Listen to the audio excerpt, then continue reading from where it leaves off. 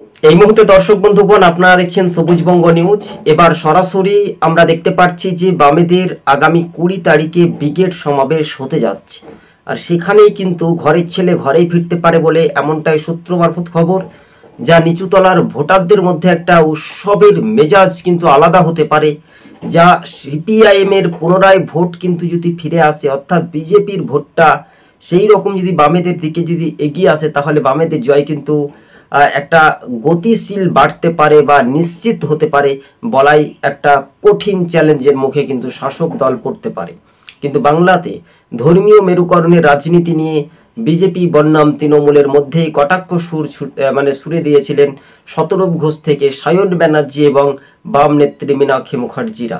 কার্যত সেটা একটা রাজনৈতিক মহলে আলোচনায়, একটা রাজ্য রাজনীতিতে সেই রকম কোনো একটা ফ্যাক্টর বা প্রভাব সেটা কতটা গতিশীল বা কাজে লাগাতে পারে সেটার উপরে নির্ভরশীল হবে বলে এমনটাই 26-এর রাজনীতিক মহল আলোচনায় একটা ব্যাপক চাঞ্চল্য ছড়িয়ে পড়ে।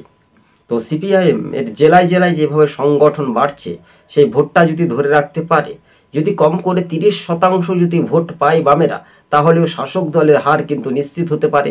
অন্যদিকে কংগ্রেসও কিছুটা ভোট যদি টানতে পারে, তাহলে শাসক দলের হার নিশ্চিত। কিন্তু আমাদের বাংলাতে ধর্মীয় মেরুকরণের রাজনীতি হয় দর্শক বন্ধুগণ, এটাই ছিল রাজনৈতিক মহলে একটা জল্পনা তুঙ্গে।